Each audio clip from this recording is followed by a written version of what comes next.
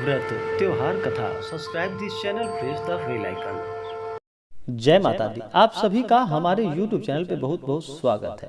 आइए आज सुनते हैं भाद्रपद माह के कृष्ण पक्ष में पड़ने वाली एकादशी, जिसे कि अजा एकादशी और जया एकादशी के नाम से जाना जाता है। तो आइए आज सुनते हैं अजा एकादशी व्रत की कथा। जो भी भक्त सच्ची श्रद्धा के साथ जो भी जातक एकादशी का व्रत करते हैं, उनके सभी पाप नष्ट हो जाते हैं और सभी प्रकार के सुख और समृद्धि की प्राप्ति होती है। एकादशी का व्रत महान पुण्य फलों को प्रदान करने वाला है और अजा एकादशी व्रत के कथा श्रवण मात्र से ही अश्वमेध यज्ञों के बराबर पुण्य फलों की प्राप्ति होती है तथा सभी प्रकार के सुख और समृद्धि की प्राप्ति होती है। एकादशी का व्रत यह भगवान विष्णु, माता लक्ष्मी को समर्पित है और भाद्रपद के महीने में भगवान श्री कृष्ण का पूजन किया जाता है। तो यह श्री कृष्ण का भी मास माना जाता है। इस दौरान भगवान श्री कृष्ण का जन्माष्टमी व्रत हो जाने के बाद यह एकादशी का व्रत होता है। इस व्रत को करने से सभी प्रकार के सुख और समृद्धि की प्राप्ति होती है। तो आइए सुनते हैं अजा एकादशी व्रत की कथा। तो बोलिए प्रेम से भगवान विष्णु की जय, माता लक्ष्मी की जय। बहुत समय पहले की बात है कि एक बार अर्जुन ने भगवान श्री कृष्ण से पूछा कि हे प्रभु, मैंने श्रावण माह के शुक्ल पक्ष की एकादशी अर्थात पुत्रदा एकादशी का सविस्तार वर्णन आपसे सुना। अब आप कृपा करके मुझे भाद्रपद माह के कृष्ण पक्ष की एकादशी के विषय में भी बतलाइए। इस एकादशी का क्या नाम है तथा इसका व्रत करने का क्या विधान है? इसका व्रत करने से किस फल की प्राप्ति होती है? इस प्रकार से अर्जुन के पूछने पर भगवान श्री कृष्ण ने कहा कि हे कुंती पुत्र, तुमने बड़ा ही उत्तम सवाल पूछा है।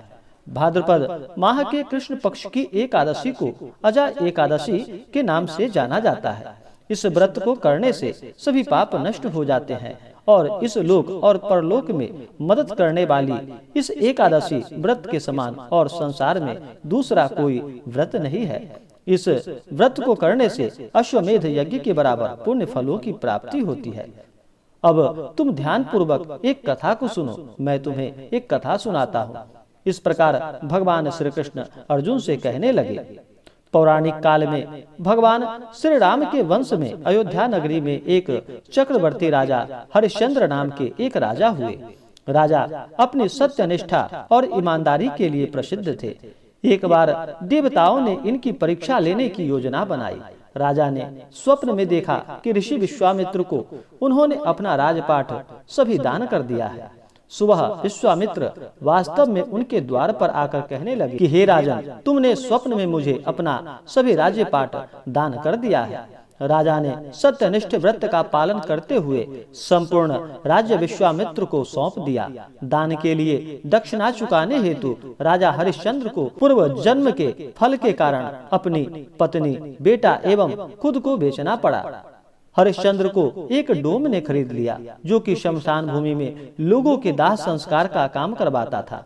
स्वयं वह एक चांडाल का दास बन गया। उसने उस चांडाल के यहाँ कफन लेने का काम किया, किंतु उसने इस आपत्ति के काम में भी सत्य का साथ नहीं छोड़ा।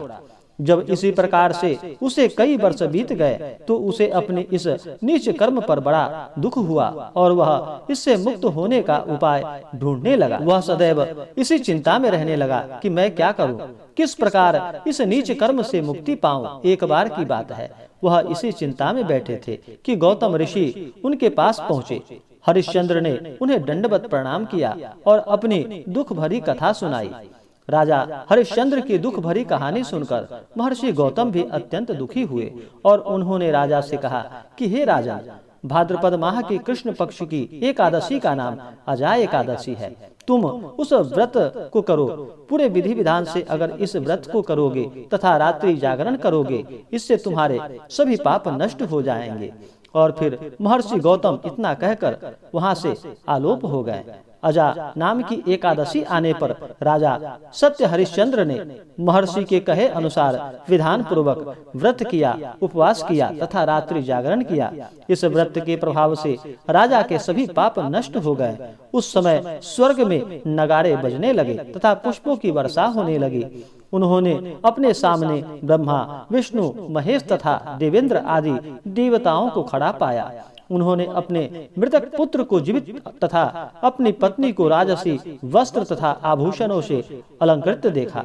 व्रत के प्रभाव से राजा को पुनः अपने राज्य की प्राप्ति हुई। वास्तव में एक ऋषि ने राजा की परीक्षा लेने के लिए यह सब कौतुक किया था, परंतु अजा एकादशी व्रत के प्रभाव से ऋषि द्वारा रची गई सारी माया समाप्त हो गई और अंत समय में हरिश्चंद्र अपने परिवार सहित स्वर्गलोक को प्राप्त हुए।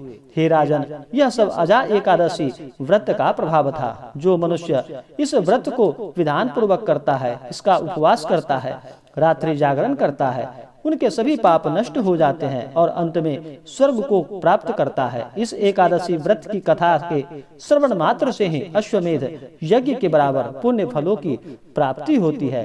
तो बोलिए प्रेम से भगवान विष्णु की जय, माता लक्ष्मी की जय। जो भी जातक, जो भी भक्त सच्ची श्रद्धा के साथ एकादशी का व्रत करते हैं, उनके सभी पाप और ताप नष्ट हो जाते हैं। जो भी जातक एकादशी का व्रत करते हैं, उन्हें चाहिए कि 10वीं की रात्रि में शुद्ध और सात्विक भोजन ग्रहण करना चाहिए और रात्रि में ब्रह्मचर्य का पालन करते हुए भगवान नाम का स्मरण करते हुए रात्रि में सोना चाहिए और अगले दिन सुबह एकादशी के दिन ब्रह्म मुहूर्त में ही उठ करके नित्य क्रियाओं से निवृत्त होकर के इस दिन गंगा नदी में स्नान करना चाहिए। गंगा नदी में अगर स्नान ना कर पाए तो घर के जल में ही थोड़ा सा गंगा जल मिला करके स्नान करना चाहिए और शुद्ध वस्त्र धारण करना चाहिए और फिर व्रत का संकल्प लेना चाहिए और भगवान से प्रार्थना करनी चाहिए कि हे प्रभु भगवान विष्णु, माता लक्ष्मी, आज मैं आपके अजा एकादशी का व्रत करने जा रहा हूँ या करने जा रही हूँ। इस प्रकार से भगवान से प्रार्थना करनी चाहिए। जो भी मन में इच्छा हो, जो भी कामना हो, वह भगवान विष्णु तथा माता लक्ष्मी से कहनी चाहिए। भगवान अपने भक्तों की सभी मनोकामनाओं को पूर्ण करते हैं। इस प्रकार भगवान से प्रार्थना करके फिर दिन भर व्रत उपवास रहते हुए भगवान का 2 समय पूजन करना चाहिए और रात्रि में जागरण करते हुए भजन कीर्तन करते हुए समय व्यतीत करनी चाहिए और अगले दिन सुबह द्वादशी के दिन सुबह उठ करके स्नान करके शुद्ध वस्त्र धारण करनी चाहिए। भगवान सूर्य देव को अर्घ्य प्रदान करनी चाहिए। इसके बाद ब्राह्मणों को भोजन करानी चाहिए, ब्राह्मणों को दान और दक्षिणा देनी चाहिए, गरीबों को भोजन करानी चाहिए। इसके बाद फिर व्रत का पारण समय के अनुसार करना चाहिए। इससे अनंत पुण्य फलों की प्राप्ति होती है। तो आइए जानते हैं अजा एकादशी के शुभ मुहूर्त के बारे में। इस बार अजा एकादशी का व्रत 3 सितंबर 2021 दिन शुक्रवार को किया जा रहा है। एकादशी तिथि प्रारंभ समय 2 सितंबर 2021 दिन गुरुवार सुबह 6:24 और एकादशी तिथि की समाप्ति होगी 3 सितंबर 2021 दिन शुक्रवार सुबह 7:45 और इस एकादशी व्रत का पारण अगले दिन 4 सितंबर 2021 दिन शनिवार को किया जाएगा। पारण का समय सुबह 5:31 से सुबह 8:24 तक इस व्रत का पारण किया जाएगा। इस प्रकार जो भी भक्त सच्ची श्रद्धा के साथ भगवान विष्णु का पूजन करते हैं, भगवान उनके सभी कष्टों को दूर कर देते हैं तथा सभी प्रकार के सुख और समृद्धि को प्रदान करते हैं। जो भी एकादशी का व्रत करते हैं, उन्हें इस व्रत के नियम और निष्ठा का पालन करना चाहिए। एकादशी के दिन तामसिक वस्तुओं का प्रयोग बिल्कुल भी नहीं करना चाहिए। इस दिन शुद्ध और सात्विकता का पालन करते हुए धर्म कर्म का कार्य करना चाहिए। इस दिन मांस, मदिरा, लहसुन, प्याज आदि का प्रयोग बिल्कुल भी नहीं करना चाहिए। व्रती को इस दिन चावल ग्रहण नहीं करना चाहिए। चावल ग्रहण करने से एकादशी के दिन कहा जाता है कि रेंगने वाली जीवों के रूप में जन्म लेना पड़ता है।